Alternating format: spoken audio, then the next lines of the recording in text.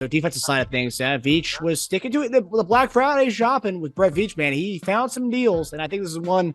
And sometimes I have to say, when these things happen, I'm like, does Brett Veach watch our show? Because you and I were talking about getting a pass rusher.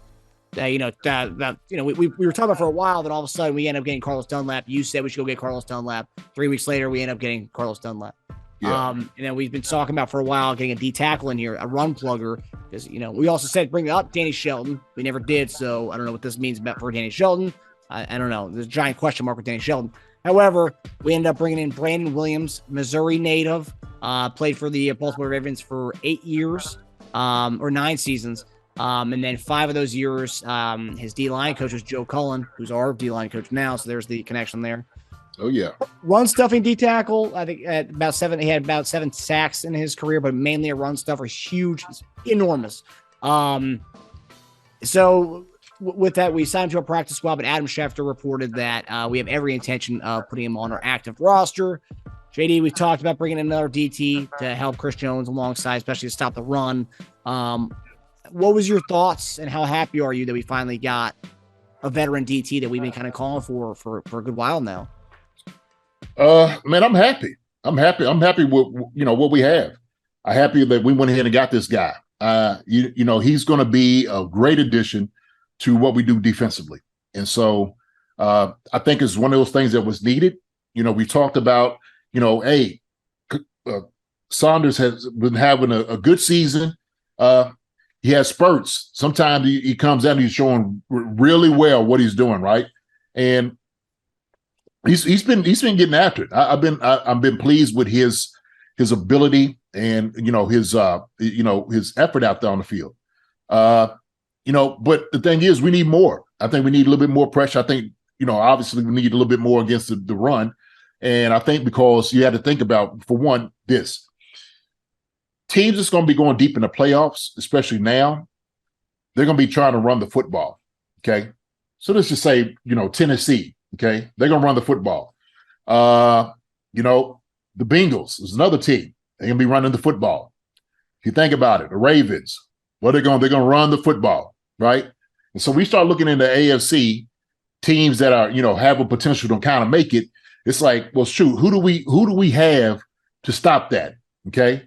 And so you got to have the personnel to make sure that you stifle some of the things that they don't do. Okay. So, and it's just you're quantifying and measuring what it is that you have to go against on offense. So defensively, it makes sense. It makes sense. First off, Joe Cullen was his coach, all right, for, what'd you say, 5-6 years? 5 years, so, yeah. So he already knows the defense. He already knows what to do. He knows what's expected out of him. And he was a Pro Bowler. And I think he's still got a lot more in the tank, man, to give, right? So you go get a guy like that. I absolutely love it. But yeah, go into the AFC, the guy, teams that you're playing. The only one I see right now that's kind of pass happy is it's going to be what? It's going to be Buffalo. Or Miami. Or Miami, right? It's going to be the two. But they do a little bit of running. They run with the quarterback, at least with the Bills, right? Josh Allen runs. So you stop that, you stuff him. Maybe, give him a lane in the inside. You just keep him in that box. Don't let him get on the outside of you, man. Then, that hurts him too. So, I mean, Miami's going to be one. They got Mostert down there. They're going to try to throw the football, but we get some pressure, and here's the thing, though. You let him get, like, double team, put some things on, and get some pressure on Tua if need be, if that just happens to be the case. I think that's what you had to do. So you just got to think, in the future, what you're trying to do right now with a guy like that. And I love it. It's a great addition. We didn't get Sue. Sue goes up there to Philadelphia. My other team's like, oh, man, right? He goes up there. But this right here, man, I'm happy to stand on this one. Brandon Williams, man, is a great pick for us. Great guy to get here. And he's enormous, dude. What was he? I think I saw he's like 315 or something like that. I think maybe more. 330, I think it was. 330, I think 335. Yeah, he's enormous. Yeah. I mean, that's a big boy. And big boy. Yeah. He's gonna take up some space, man. When I'm watching this film, I just like this dude right here is gonna take up space. And the thing is, you don't want him to be able to get on to the second level. And so he's not able, if he's holding up on the first level, he's penetrating. He's not let the guards and the centers get out there on the linebackers. And we know Bolton right now is playing at a high level, man. He's probably one of the best Mike's in the NFL right now. Seriously, bar none, seriously, when I'm thinking about him. And I'm not the only one that's saying this. So, then Gay, those guys right there around him, hey, it helps out with everything. Helps out with everything. We let our young secondary do their work as far as covering the wide receivers, man. But you have to stop their running game, especially like fourth quarter, being effective. That's one thing you got to be able to do. You got to be able to stop the run. And the game is won up front. I don't care what anybody says. Like, you have the best receivers, quarterbacks, but you have to win the game up front on both sides of the ball. Yeah. And I think you bring a great points as far as like looking ahead, because we're week 12 right now, or week 13.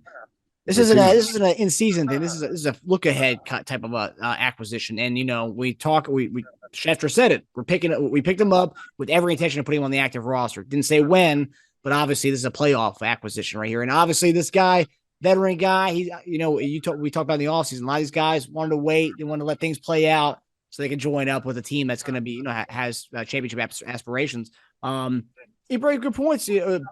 Miami, you think about Miami, they passed or pass happy team, but that's still the Shanahan offense where you got Jeff Wilson Jr. and Raheem Mostert in the backfield. Two good backs. Yeah, absolutely. Absolutely.